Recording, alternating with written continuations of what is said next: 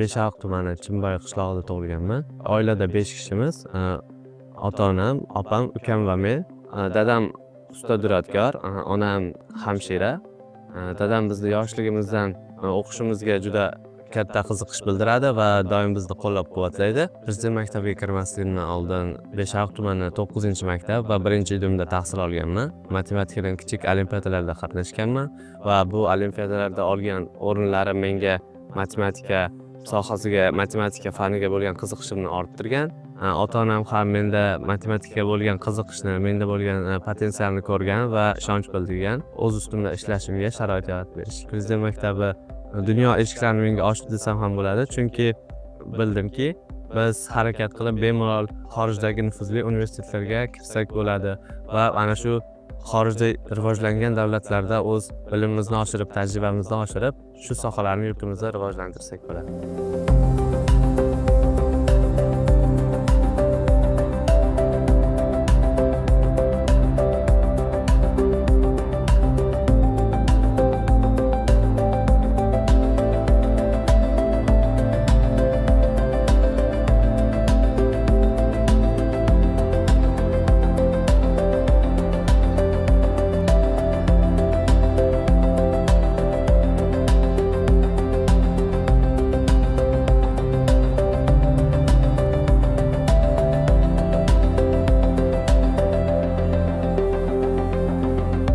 Sentyabr-oktyabr oyida o'sha Muhammad bin Zayd nomidagi sun'iy intellektga ixtisoslashtirilgan universitetga hujjatlarimni topshirdim. Lekin o'sha payti menda ikkilanishlar ko'p edi, savollar ko'p edi, chunki sun'iy intellekt hali yurtimizda rivojlanmagan soha, hali mashhur emas, hali ko'p kadrlar yo'q. Shuning uchun men o'ylanib qoldim, ya'ni keyinchalik bu sohani o'qib kelgandan keyin yurtimizda ish topishga qiynalmaymanmi va bu qanaqa bo'lar ekan bu sohani keyin davom ettirsam. Shu kabi savollar bor edi. Lekin oradan bir oy o'tib, 20-noyabrda prezidentimizning sun'iy intellektni yanada rivojlantirishga oid qo'shimcha chora-tadbirlar haqidagi qarori e'lon qilindi. Bu qarorni o'qib, nafaqat men, balki meni yaqinlarim, ota-onam hamma xursand bo'ldik, chunki u shu sohaga yurtimizda qiziquvchilarning orzusi edi bu. Chunki bizda bo'lgan har bir savolga prezidentimiz ana shu qaror bilan javob berdi va bu bizga katta ishonch va motivatsiya berdi. Bu albatta natijaga ham ta'sir qildi va 100% grant bilan qabul qildim.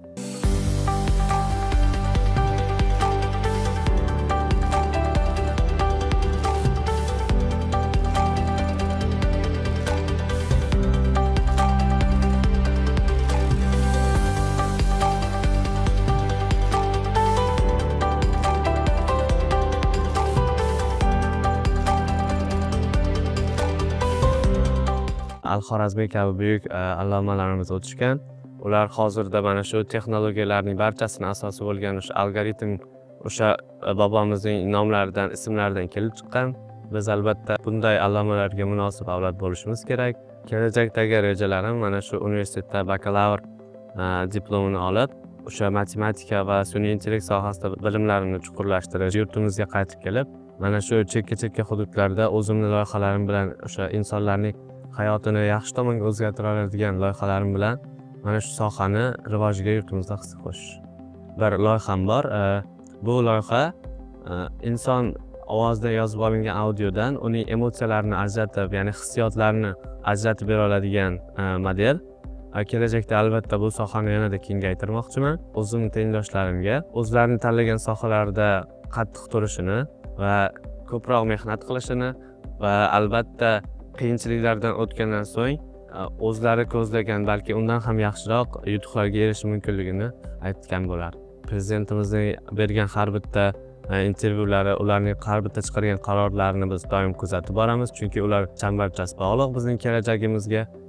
Avvalo prezidentimiz bilan uchrashganimda men hozirgi menga berilgan imkoniyatlar va sharoitlar uchun rahmat degan bo'lardim, chunki bundan 10 yil oldin men shunchaki bir chekka hududda yurgan, shunchaki faqatgina matematika, ingliz tili haqida xabari bor, Toshkentdan u yog'ini ko'ra olmaydigan bir bola edim. Hozir mana endi prezidentimiz qabul qilgan qarorlar bilan mana shunday zamonaviy maktablarda o'qib, o'sha xorijdagi nufuzli universitetlarga qabul qilindim.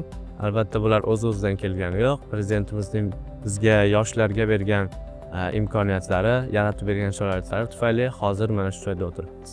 Kelajakda albatta yurtimizga foydasi tegadigan, yurtimizga hissa qo'sha oladigan, shu sohani rivojlantiradigan mutaxassis bo'lishga va'da beraman.